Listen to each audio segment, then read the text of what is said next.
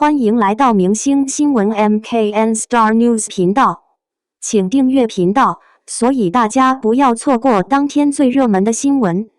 我们今天的时事通讯包括以下内容：迪丽热巴单飞元年，从被动挨打到主动出击，新经纪人郝阿三能否改写顶流命运？2026年3月，内娱的舆论场被一个名字反复刷屏迪丽热巴。而与他一同登上热搜中心的，还有一个此前并不算大众熟知的名字郝阿三。短短几天时间，这位新经纪人用一连串堪称教科书级别的操作，让外界第一次意识到迪丽热巴的职业生涯或许正在迎来真正意义上的转折点。13年合约终结，从公司艺人到独立玩家，回溯迪丽热巴的职业轨迹，几乎就是一部典型的内娱造星样本。2013年，她签约嘉行传媒，从一个初出茅庐的新人演员，一步步成长为手握顶级资源的头部女星。这13年里，她经历过爆红、争议、资源倾斜，也承受过流量标签带来的质疑与反噬。克拉恋人、三生三世十里桃花、你是我的荣耀等作品，让她稳坐流量花头部位置，而时尚资源方面，她更是一路高歌猛进，成为高奢品牌的常客。但问题也逐渐显现，在公司体系下成长的艺人，往往难以真正掌握主动权，团队执行力参差不齐，资源分配不透明，公关策略迟缓，这些隐患在她事业后期逐渐放大。尤其是2026年初的迪拜滞留事件，更像是压垮粉丝信任的最后一根稻草。团队安排混乱，人员各自为战，甚至出现工作人员先飞巴黎的荒诞局面。那一刻，外界第一次集体发问：迪丽热巴真的需要一个全新的开始了？郝阿三入局，一个非典型经纪人的破圈登场。就在合约到期不久，郝阿三的出现迅速成为舆论焦点。他并不是传统意义上的顶流经纪人，没有长期运作流量明星的履历，也不属于时尚圈或影视资本的核心派系。但他有一个标签，让人无法忽视。他曾是张小斐背后的关键推手之一。在张小斐事业起势阶段，郝阿三以敢刚、护短、执行力强著称。面对节目组不公、资源倾斜问题，他多次公开表达立场，甚至直接点名对抗业内规则。这种风格在内娱并不常见，大多数经纪人讲究圆滑平衡资源交换，而郝阿三却更像一个战斗型选手。也正因如此，当他成为迪丽热巴的新经纪人时，粉丝的第一反应不是质疑，而是终于有人敢替他出头了。双引号奥现场加微信，一场被放大的信号事件。真正让郝阿三出圈的是3月20日的那场迪奥品牌活动。当晚，迪丽热巴与杨千嬅在现场寒暄，气氛轻松自然。而就在这个间隙，郝阿三迅速捕捉机会，主动与品牌高层建立联系，并成功添加微信。这个动作本身并不罕见，但在当下语境下却被无限放大。原因很简单，过去的迪丽热巴团队很少被拍到主动出击。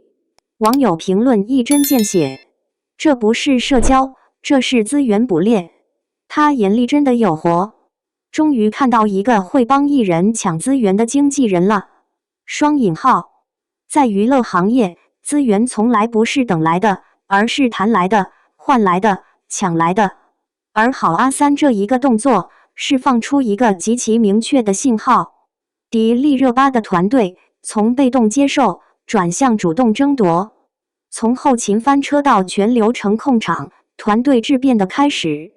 相比加微信的戏剧性，更让粉丝安心的其实是一些细节，比如红毯现场及时递毯子防寒，全程贴身盯行程节奏，安全保障明显加强，活动流程衔接更顺畅。这些看似不起眼的细节，恰恰是过去被反复诟病的短板。曾经的迪丽热巴团队频繁被吐槽，宣传节奏混乱，物料质量不稳定，公关反应迟缓，艺人安全优先级不足。这些问题在流量时代或许还能被热度掩盖，但在行业逐渐回归理性的当下，却成为致命弱点。好阿三上任后的第一步，没有急于拿大资源，而是先把地基打稳。这是一种非常典型的职业经理人思维，护犊子型经纪人，粉圈情绪的关键解药。如果说执行力是基本盘，那么态度才是粉丝真正看重的核心。过去几年，迪丽热巴在舆论场上经历了多轮争议，黑热搜频发，恋情传闻反复，资源争议不断，而她的团队多次选择沉默处理，甚至冷处理。这种策略在某些情况下可以避免扩大争议，但长期来看却会消耗粉丝信任。粉丝最怕的不是黑，而是没人替他说话。双引号。而好阿三的风格恰恰相反，他代表的是一种更直接的态度，不回避冲突，不放弃立场，关键时刻敢发声。这种护犊子型经纪人在当下粉圈生态中极具情绪价值。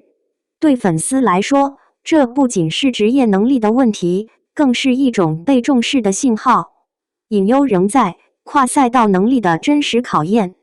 当然，所有的热度与好评都还停留在初期印象，真正的挑战才刚刚开始。外界最关心的几个问题依然存在：一、影视转型能力。迪丽热巴长期深耕古偶与流量剧领域，而接下来她势必要面对转型压力。问题在于，好阿三是否具备运作正剧与电影资源的能力？二、时尚资源维系。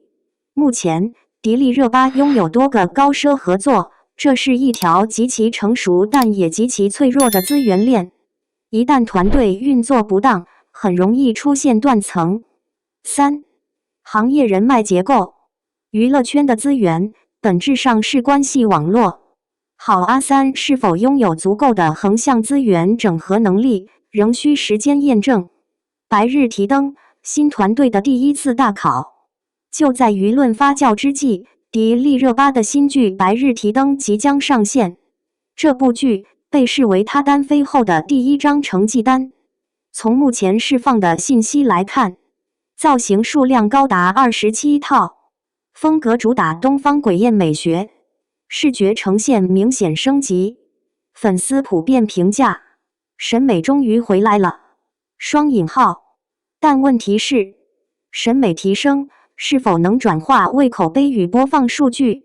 如果这部剧成功，不仅意味着迪丽热巴完成一次形象重塑，也将为好阿三的团队背书。反之，则会放大所有质疑。从流量女王到长期主义者，真正的棋局才刚开始。站在2026年的时间节点来看，迪丽热巴面临的不只是一次团队更换，而是一次更深层的转型，从流量驱动走向价值驱动。这意味着作品选择要更谨慎，资源布局要更长线，公众形象要更稳定。而好阿三的任务也不仅仅是抢资源，他需要做的是帮迪丽热巴建立一个更健康、更可持续的职业体系。一盘刚开局的棋。如果说过去13年是迪丽热巴在既定轨道上的高速前进，那么从2026年开始，她才真正坐上了棋手的位置。好阿三的出现，让这盘棋多了一份攻击性，也多了一丝不确定性。它像一把锋利的刀，用得好可以劈开新局面，用不好也可能伤到自己。但至少有一点已经改变。